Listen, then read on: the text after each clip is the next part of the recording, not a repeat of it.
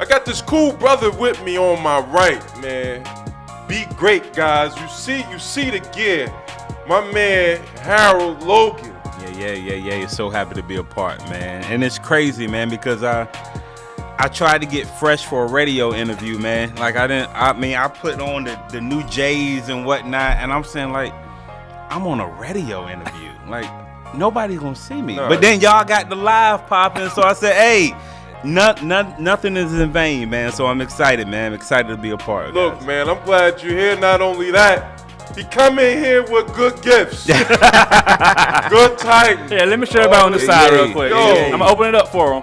Come in here with good tidings. Yeah, Shit. man. Let Never that- come empty-handed, baby. Let that be a lesson to you other potential guests. Come in here with some good tidings we look out for. Yeah. Shout out to my man Harold Logan, man. We got a good show here, but most importantly, man, we got a great guest with us this afternoon, man. Go ahead, why don't you tell everybody about yourself, how you got started, and what made you come up with this very, very creative name, Be Great Guys. Man, well, Be Great Guys came from a moment of stress and weakness, man. I was really, January, I was in a position where I was getting out of one business and going into something else. And I wanted to do something where I would teach entrepreneurship to kids and go into the public school system and go into the school system, period, and just teach entrepreneurship to kids. And I was in the house praying, talking to God. My son Levi was asleep, baby girl was asleep, and Be Great Guys just hit my heart. And I sat on it for like a month, man. Like I sat on it for a minute because I didn't know. It was so unusual. And you know when God does stuff, man, it's never like what you really wanted. You know what I mean? Or it's so like second base. It's hard to fathom it sometimes, man, because God is just awesome in what he does and what he blesses you with. So I just said, I'm not going to continue to run from it. I'm going to trust in you, and I'm going to put it out there. And so I created a proposal to go to the school system. Got in front of the school board, and they shot it down. Like, they said it's a great program, but we don't have the money to afford it. So, That's crazy. and instead of going home and instead of quitting and giving up, I said, okay, well, I'm going to show my story. I'm going to show my journey to trying to be greater for my family, for my son. At that time, man, I was pushing 297 pounds, man, and I couldn't even keep up with my little boy, man, starting to crawl around and run around. I was tired. I was stressed out, and I just said, forget it, man. I don't know if I can curse on the radio, but I just said, forget it. You know what I mean? And I said, I'm going to change my life for the better. And I just locked out everything and dialed in to being great for myself, being great for my wife, being great for Levi. And it took steam, man. God allowed, he watered the seed. And people started to ask me, what is this Be Great Guys you and your wife always wearing? I see y'all out with these t-shirts on. What does that mean? And at that point, I didn't even know what it meant. I just wanted to lose weight and be healthier for my son and my wife. And then people started to come to me and inbox me and with stories of their addiction and with stories of their downfalls and what they wanted to be better at and what they wanted to strive to be. And that's when I said, God, this is what you was talking about in January. This is what you gave me in January, and this is what I was running from, but now it's time to embrace it. And I wanted to shine light on, you can be great in any facet of your life, man. All you have to do is work and be consistent and look at yourself in the mirror and be honest with yourself. So I put a video up on Facebook last year, the beginning of this year, and just showed my entire self and just said I'm gonna be transparent. I'm 300 pounds, I'm unhappy, I love my family, and I wanna do this to better myself and better my family. And it's been a wrap ever since. Yo, that's an amazing story, Yeah, man. definitely. The $1 million question is, how hard is it to be real with yourself? Oh man, shoot, bro. I ran. I ran from it for 31 years, bro. Like I ran from it for 31 years, man. Like I literally masked myself for 31 years, man. I met James and Johnson and Wales, right? Mm-hmm. And I was the sly, cool cat in Johnson and Wales. You know what I mean? But in my mind, I was insecure with myself. You know what I'm saying? I had a food addiction that no one knew about, because I would go out, I would hang out with people, everything would be cool, and then I go home 1 a.m. and eat Chinese food for an hour and then feel terrible the entire night and the next day. You know what I'm saying? I was that kid. You know what I mean? I was that cat, and nobody knew about it. And to really start to speak that and to get that off my chest and to really just breathe and let people know that we all have stuff that we deal with, man. We all have stuff that we go through.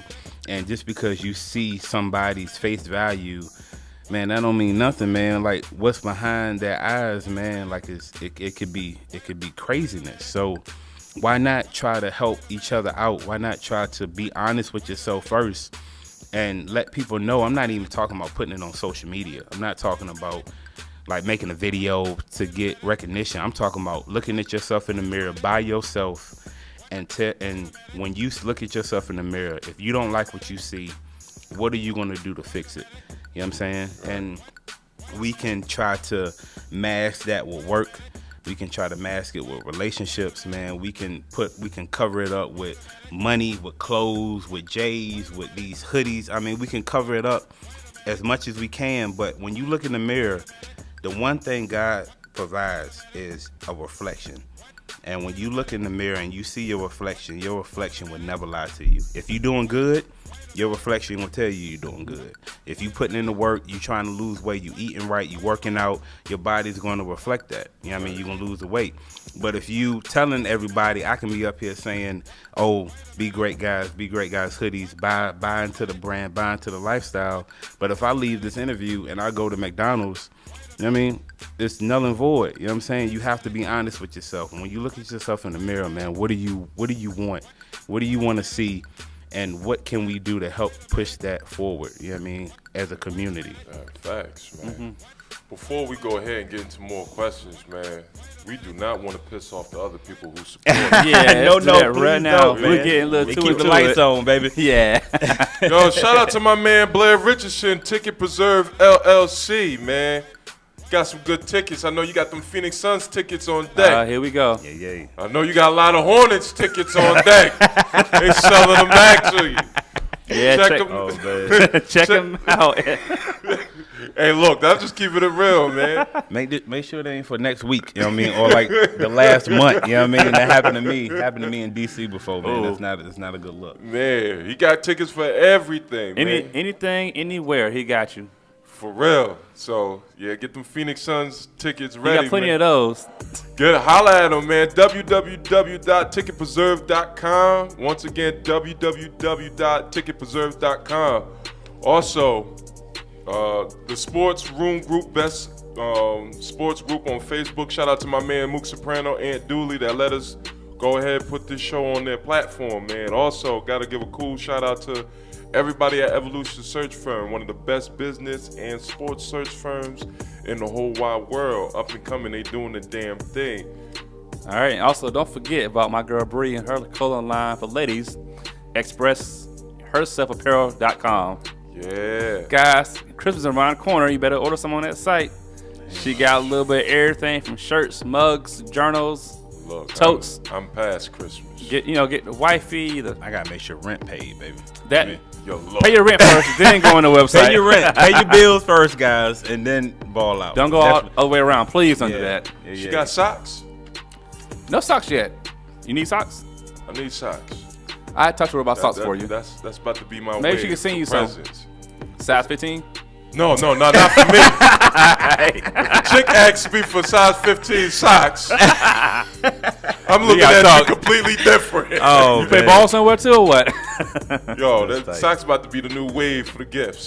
I know that's You get a 6-pack of them and split them up. Yo, you getting one pair out of love. Put the thought into it. There it is. So I need black though. You know black? I only wear black socks. Okay. I only wear black. Look, anybody in my family know you get that pair from me. Especially if I fed you all year. I ain't lying. You might get a tri-pack from me, maybe. Look. If I'm in a good mood. Look, that means I think you got a bright future. If you get the Oh man, that's tight. So, health, entrepreneur. Let me ask this question, man. How important is it to stress to our kids about entrepreneurship, man? Oh man, I think it's key, man, because there's so many people out here just talking about the joyous times of entrepreneurship. Like this, oh, you got your own, you can live the life you want to live, everything is cool, everything is peaches and cream. And that is the furthest from the truth.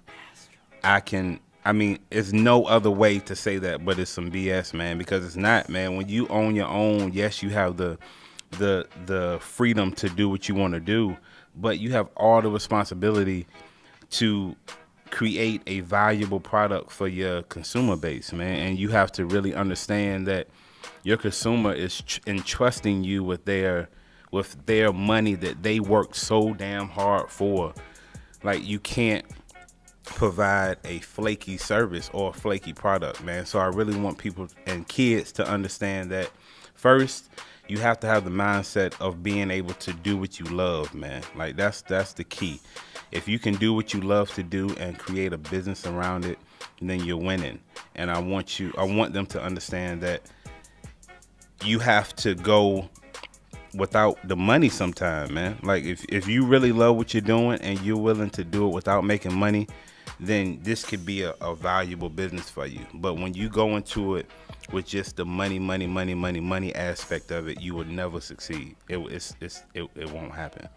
I think there's a lot of misconceptions about it. Very much so. And some people, and I'm just realizing this myself, some people just ain't good people to do business with. Nah, not at all. Not even a little bit. You know what I mean? I just went through that. You know what I mean? So no, it's not. And you been through that before. You going through that problem, man. What are some key things that people should know about, doing, whether they should do business with a certain person, stay away from that person, so forth and so forth? Never work with friends and family. Ever. Facts. Yes. Period. Exclamation point. Put it like if I had a gavel and a hammer, like if I could just nail it in the If I had a coffin. sound effect for you, I would do it. Never work with family and or friends, guys. Like, I'm not trying to be bitter about it. Sometimes it could work, and sometimes it can be a glorious and very, very, very financially beneficial thing for you. But in this short period of 5 years that I've been in this game, I've learned and seen so many horror stories, man, with people wanting to work with family and friends, man. And I would stay away from it. I mean, they could definitely be influencer in your business. They can definitely give you constructive criticism, but going 50-50 or whatever percentage you want to do and going in business with them, it's just not a good look, man. I wouldn't do it personally. Well, CL, there goes to my confirmation, man. Yeah. But I'm not trying. Like I said, man, I'm not trying to be bitter about it at all, because it could be a situation where if you providing a service and your boy, your cousin, your brother, your wife, whatever, can offer a benefit to your business, then try it out. But I just personally wouldn't do it, man. That's just me. I wouldn't do it. Do you expect everybody that you work with to have the same work ethic like you? Most definitely. If they don't, then I made a bad choice in picking that person to do business with.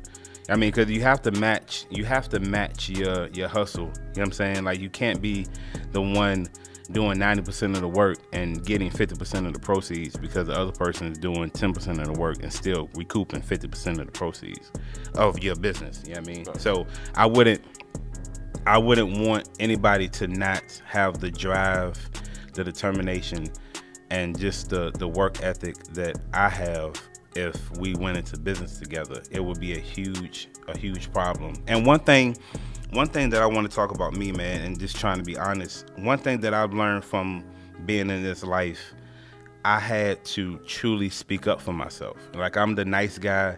I'm the guy that everyone want to be around. Like, I'm a nice guy. But at times, when it's time to have a serious conversation and really like speak your mind, I avoided those confrontational moments in business. And that's one thing that I wish I wouldn't have done back in the day, but I learned from that to not to ever do that again. You know what I mean? Because I learned a lot about myself in my old business that I was a part of. You know what I mean? And I did a lot of stuff wrong in that business. I held my tongue. I lied when I wasn't supposed to because I was not scared of the repercussions, but I didn't know any better because my first business, man. So I thought I could like say something to make up for it in the back end to like make it legit. But I mean, when you lie, man, you lie. A lie is a lie. I mean, you can't turn a lie into truth at all. I mean, you can't do that. Like a snowball effect. Yeah, and that's what it did. It turned like it was small, and it eventually turned into a snowball effect, man. And that's one thing I did learn about being in my other business, man, that I had to be honest with myself. And that lesson taught me to do what I'm doing now and to truly put it all out on the table and just be as transparent as I possibly can. Okay. Wow. Now I have a question. So when Yeah, you what's get up? clients coming to you, do you have a specialty like meal prep? They come to you, let's say I come to you, want to lose 20 pounds. Yeah. We diagnose like plans that you think I would need to lose that weight, or Oh yeah, man. We have custom plans that we do. With my meal prep service, I do meal prep consulting. Okay. So it's basically I sit down with you one-on-one, and that's a part of the personal training program that we offer as well. So within that entire program, we come up with a customized customized program fit for you, fit for James and whatnot. And because everybody's different, like we all have different metabolisms, our bodies are all wired different. So if we just have like a blanket program, it wouldn't work for everybody. So you have to have a customized program, and that would just entail a lot of personal like information from the client that we don't really like to talk about, but this one-on-one information. Okay. And we customize a program fit for you. We give you advice. You have my personal number with each client. They have my personal number. They can call me whenever, especially when they're having those low times when they trying to pass that fast food restaurant and they want to go into it. You know what I mean? And, That cookout is a mother. oh, man. McDonald's French fries used to be it for me, man. That used to be my Achilles heel, man. That used to really hurt me. And it's crazy, man. Like back in the day, I used to like drive to McDonald's, get into the drive-thru, order food, and then just say, "Fuck, I gotta leave. I can't do it. I can't do it." Okay. You know what I mean? Like, but then I would go right back and do it again. You know what I mean? Gotcha. It was crazy, man. My mindset was so jacked up back then. But this every day, man, is trying to be better than I was yesterday. Shoot, man. The best lesson you learned in business? Oh man, damn, that's a good question. To be honest with myself and to do what you love to do. If you're not doing what you love to do, it's not going to work. I mean, because for one, the times when you are stressed out, and I mean the times when you want to give up, it's gonna be much easier to give up when you're not doing something you really love to do.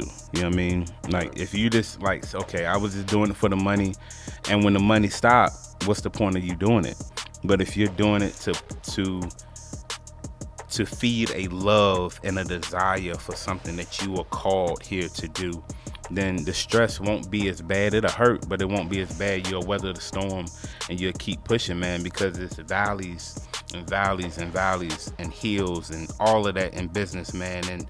But there's a pot of gold at the end of the rainbow, and the pot of gold ain't necessarily money. It can be your joy. It can be your son. It can be your kids. It can be what you're working so hard to attain to be able to provide that for your family, provide it for your mom, your dad, your brother, anybody.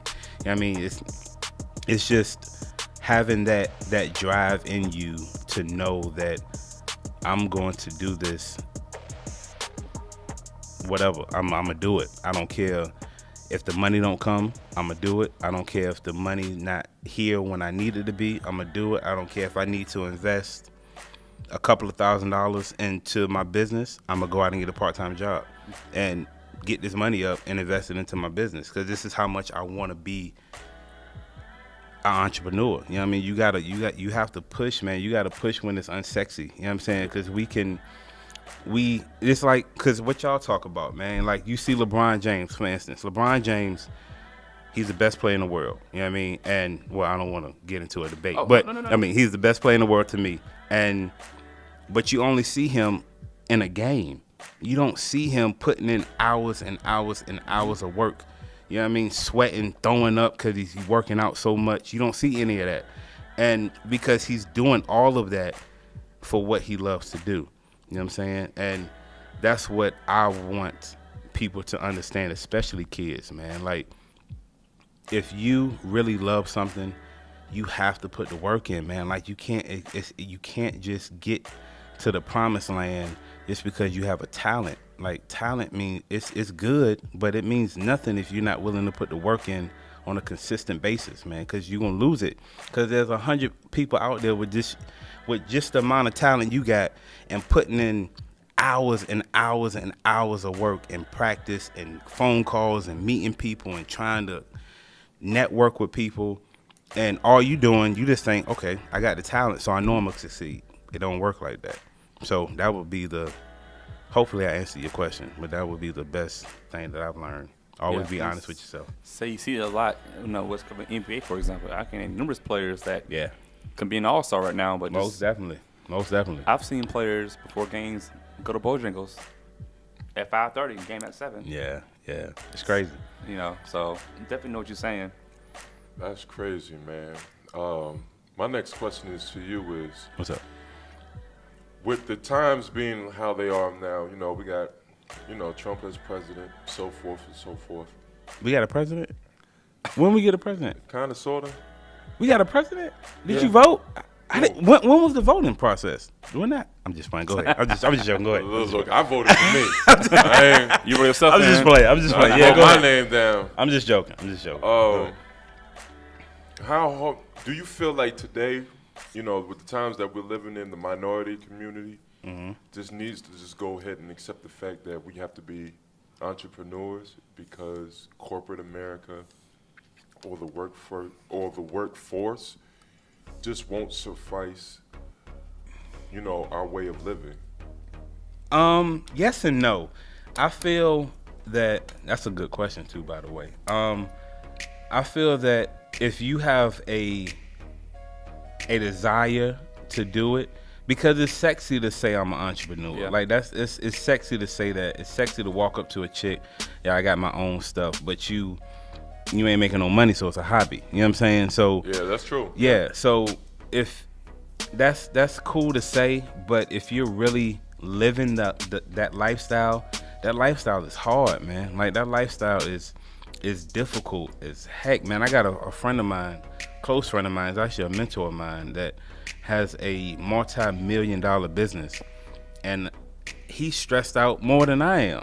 You know what I mean? And I got a $10 business. You know what I mean? I'm just playing. I'm saying, you know what I mean? Like, it's crazy, man, but he loves the lifestyle that much. You have to, and that's what I like to talk about. You have to love what you do, man. And in this, being a minority, I would want us all to be winning. You know what I mean? I want us all to be in a position where we are literally winning, but I don't want you to leave a good job or leave the security of a good job, the 401k, the pension, you know what I mean? Well, I don't know if we won't have pension anymore for a while, but the 401k and the benefits and the stability for your family just to be an entrepreneur, because it's going to be 1,000 times harder to be able to sustain all of that in the beginning.